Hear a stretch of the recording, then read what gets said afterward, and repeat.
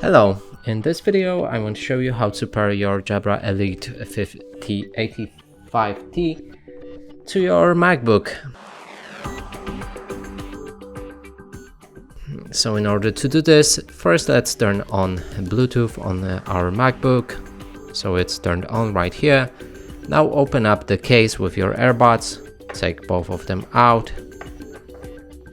Now we should wait till the devices are available. If not, we might need to click on these buttons and hold them for a few seconds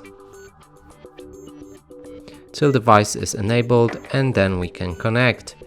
And that's it for this video. Hope you like it. Please consider subscribing to our channel, leave a like and a comment below.